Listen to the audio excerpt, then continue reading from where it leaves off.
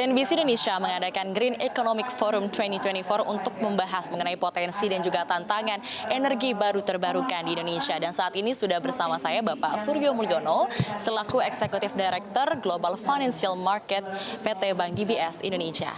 Ya, halo Pak Suryo, apa kabar Pak? Baik.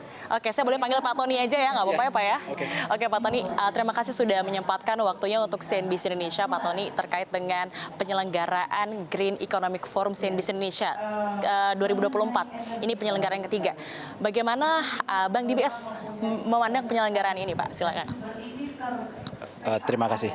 Jadi kami menyambut baik ya acara seperti ini, di mana banyak sekali stakeholders yang terlibat di sektor real maupun termasuk sektor perbankan, khususnya juga dari sisi regulator juga terlibat untuk melakukan diskusi interaktif juga dengan audiens kalangan masyarakat untuk membahas topik-topik terkini yang berhubungan dengan ekonomi hijau. Karena banyak sekali ternyata aspek-aspek ekonomi hijau yang bisa dikembangkan maupun masih menjadi pertanyaan bagi kita semua. Jadi kami harapkan ke depannya of course acara-acara seperti ini bisa juga terus dilangsungkan dan lebih banyak lagi menjangkau seluruh kalangan masyarakat maupun stakeholders di dunia usaha. Oke. Lalu bagaimana pandangan Bank DBS Indonesia terhadap peluang ekonomi hijau yang menopang pertumbuhan perekonomian Indonesia, terutama di tengah-tengah ketidakpastian global ini? Oke. Kalau kita melihat sekarang, kita melihat bahwa green economy ini memiliki potensi yang sangat besar.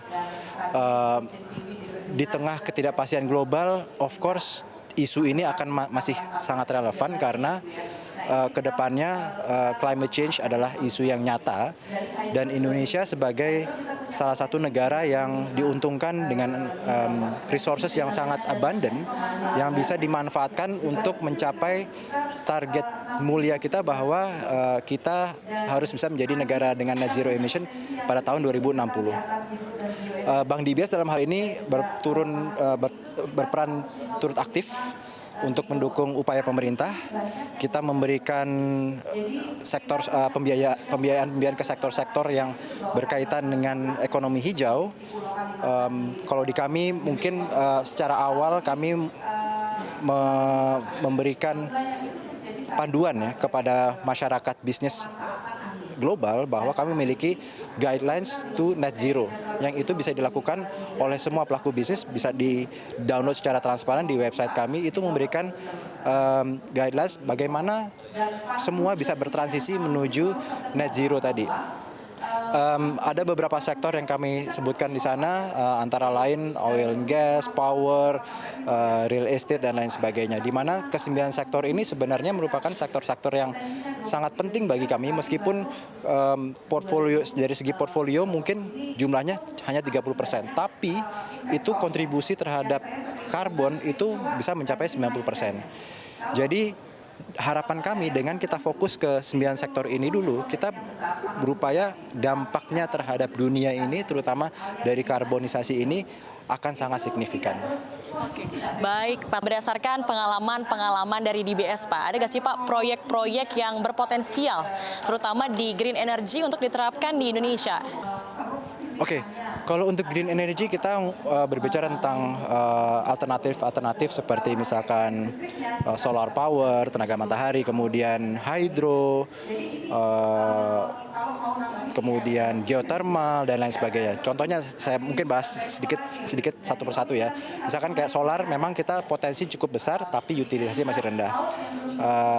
Teknologi terus berkembang, yang dulu harganya mungkin masih mahal, sekarang sudah semakin rendah. Ini potensi masih bisa kita kembangkan. Kemudian juga hydro. Kita negara kepulauan memiliki banyak sekali potensi hydro. Tapi memang yang terkena dengan hydro adalah kadang-kadang source dari hydropower itu sendiri agak berlokasi jauh dari demand dari listrik tersebut. Yang kemudian geothermal, Indonesia memiliki potensi geothermal yang sangat masif karena kita terletak di Ring of Fire, jadi banyak sekali gunung-gunung berapi yang memiliki potensi-potensi geothermal. Dan Indonesia sebenarnya berpotensi sebagai 40% cadangan geothermal di dunia, jadi potensi sangat besar. Jadi kita juga sangat menggalakkan energi bersih dari geothermal. Dan kemudian energi-energi baru yang masih dalam pengembangan, contohnya dari wind turbine, kemudian hidrogen lainnya, itu juga menjadi perhatian kami ke depannya. Baik, atau apakah ada Pak model proyek yang masih belum diterapkan di Indonesia Pak? Oke, yang masih belum banyak diterapkan tadi sebagian yang saya sebutkan, contohnya kayak misalkan wind, tenaga angin, itu memang belum banyak diterapkan di Indonesia. Masih bisa dihitung dengan jari proyek-proyek energi baru yang dari tenaga angin contohnya. Jujur ini karena memang berhubungan dengan teknologi maupun juga regulasi, insentifnya juga belum ada. Kemudian juga banyak sekali teknologi-teknologi baru yang tadi saya sebutkan, misalkan contohnya hidrogen dan lain sebagainya, itu masih dalam pengembangan. Yang terakhir juga banyak dibahas tentang pengembangan CCUS yang bisa dikawinkan juga dengan energi konvensional. Itu bisa menciptakan secara as a whole clean energy. Apakah Bank DBS ini melihat potensi atau peluang bagi perseroan untuk berpartisipasi pada proyek-proyek terutama di Ibu Kota Nusantara ke depannya, Pak? Oke, secara prinsip kami mendukung program pemerintah dimanapun itu berada, dan IKN yang kami ketahui bahwa pembangunannya itu berbasis berkelanjutan, dan tentunya ini akan sejalan juga dengan prinsip pembiayaan di DBS bahwa kami memperhatikan sisi berkelanjutan. Jadi tentu saja IKN ataupun di seluruh Indonesia, DBS siap membantu program pemerintah, terutama yang berbasis dengan keberlanjutan. Selama memang karena kami kan dari sisi financial ya, jadi dari semua financial aspeknya itu akan menjadi perhatian kami. Selama itu semua financial aspek oke dan ada dari sisi berkelanjutannya itu juga mendukung, kami dengan senang hati siap membantu.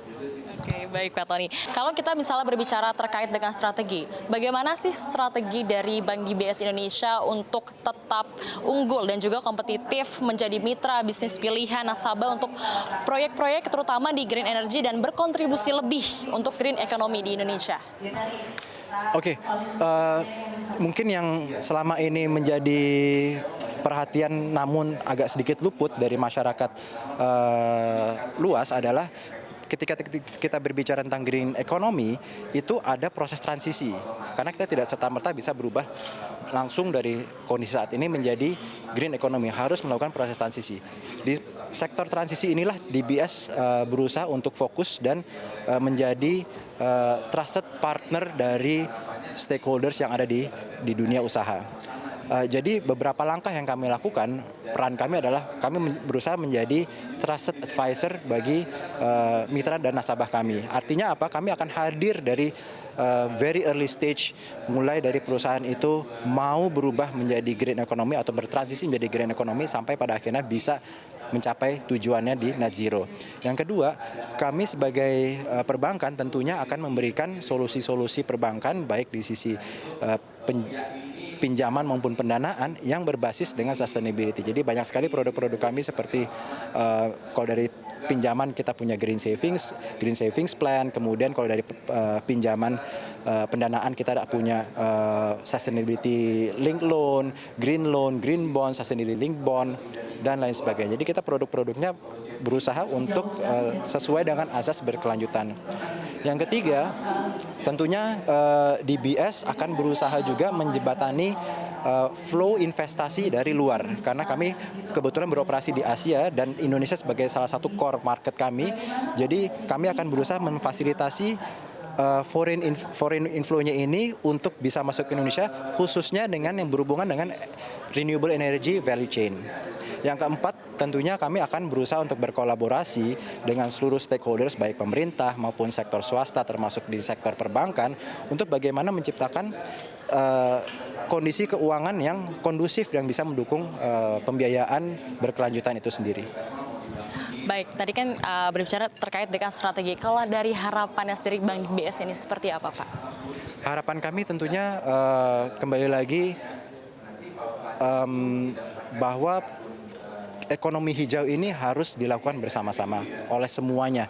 Tidak hanya dari perbankan, dari sektor real, dari pemerintah, dan tidak hanya di Jakarta, tapi di seluruh daerah di Indonesia, dan tidak hanya di Indonesia, tapi di seluruh dunia. Karena memang green economy ini yang berhubungan dengan pencapaian net zero. yang berhubungan juga dengan masalah climate change. Kita nggak bisa berubah hanya dari kita sendiri, harus melibatkan semua pihak karena contohnya misalkan karbon yang dihasilkan di Jakarta itu akan juga sama aja yang dihasilkan oleh Singapura ataupun di Tokyo ataupun di manapun itu di dunia. Jadi upaya ini harus dilakukan secara kolektif dan bersama-sama dan harus mulai dari sekarang karena semakin lama kita semakin menunda, potensi kerugiannya akan semakin besar dan itu ada satu titik di mana itu semua tidak menjadi sudah menjadi irreversible lagi. Jadi kami mengajak semua stakeholder untuk bisa berperan aktif, semua kalangan dan sesegera mungkin. Baik Pak Tony, sebelumnya terima kasih sudah menyempatkan waktunya untuk CNBC Indonesia. Sukses dan sehat selalu Pak Tony. Terima kasih. Terima kasih. Terima kasih.